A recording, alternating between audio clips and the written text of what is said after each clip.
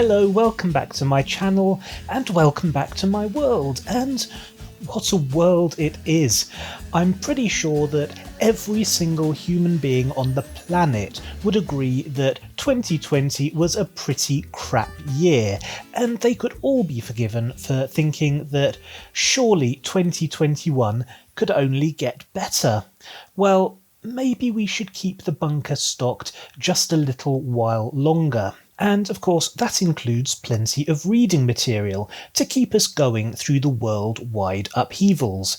And with that in mind, I've invented a tag. It's a brand new tag. I made it all by myself like a big boy, and I'm very proud of it. And I'm calling it the Back to the Bunker book tag. And I'm going to get cracking right away. So here we are, question 1 of the Back to the Bunker book tag.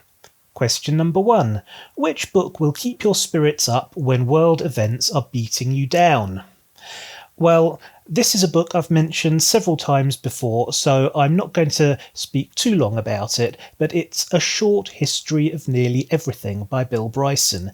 And it may seem like a strange choice because it's not an entertainment book, but I think it's going to keep me going by reminding me of how small and insignificant human beings are in the planetary scheme of things, and all of our problems will diminish into insignificance when you look at things from that far back. So the planet's been around for a long time before us, and it will be around for a long time after us once we've been replaced by whatever comes next to be the dominant life form. So our tiny little sliver of time is like a grain of sand in the Sahara. In the scheme of things, in the cosmic scheme of things, it doesn't really mean that much. So all of our problems, as huge and insurmountable as they may seem to us looking at things from down here on Earth, if you travel up into space with Bill Bryson and look at the planet objectively and scientifically, it's a really beautiful thing, and it's reassuring. That's what it is. Question number 2. Which book provides useful survival tips for getting through these tough times? Now, the books I've chosen, and it's books plural, are kind of more survival tips for living through a apocalypse. I've listed Robinson Crusoe, of course, the mother of all survival books. It's not so much a how-to guide as an adventure story that takes place on a desert island. There's a lot of inspiration to be drawn from a book of that nature.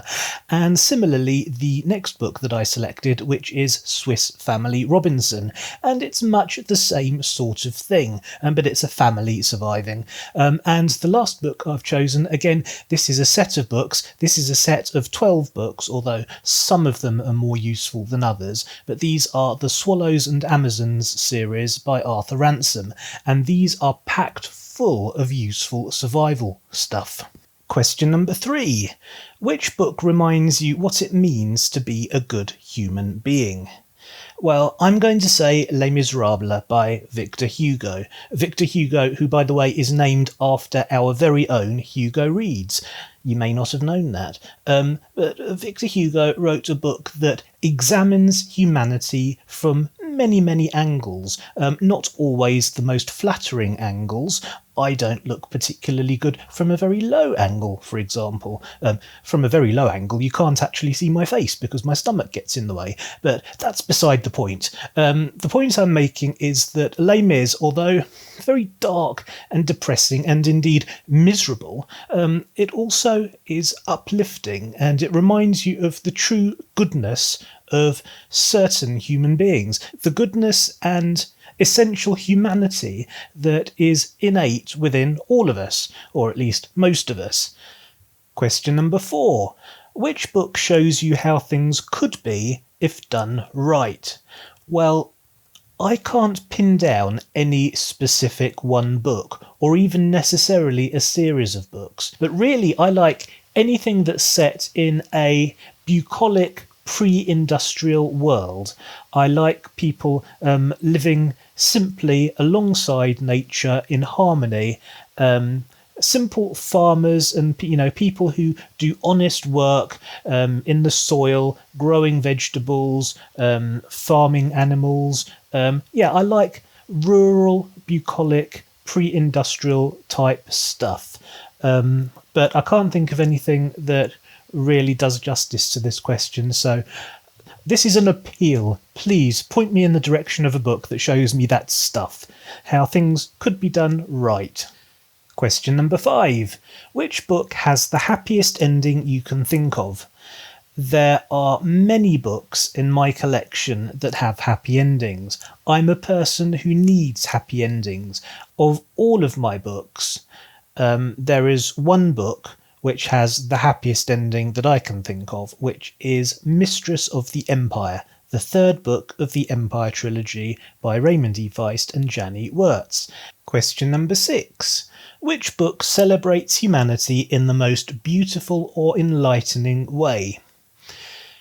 My pick for this question might surprise you, because it's not about humanity at all, at least not on the surface. It is Wind in the Willows by Kenneth Grahame, and I can't think of a book that celebrates humanity more beautifully and in a more enlightening way than Wind in the Willows. Yes, the characters are animals, but they're anthropomorphized animals, and they all exhibit the various virtues and qualities of human beings in a way that is beautiful and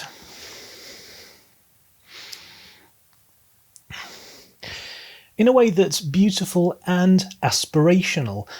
I would like to be like Badger and Ratty and Moley.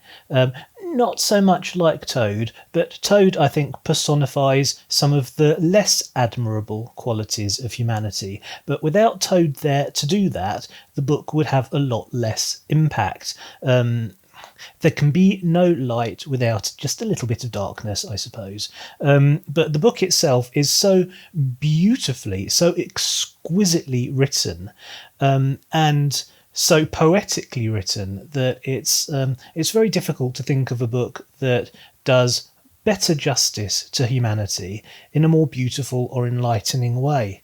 It's a delightful book. Question number 7. Which book is a shining light in the darkness? This was a tough one. I read a lot of children's books for precisely this reason. I need cheering up a lot of the time, and children's books tend to do that more quickly, easily, efficiently, and accessibly than grown-up books, which require a little bit more work. So it's Charlotte's Web by E.B. White, published in 1952. This is a book that is beautiful, enlightening, bucolic. It has many of the qualities, if not all of the qualities, that I've been looking at throughout the rest of this tag. It pretty much covers all of that ground, and it is a shining light in the darkness.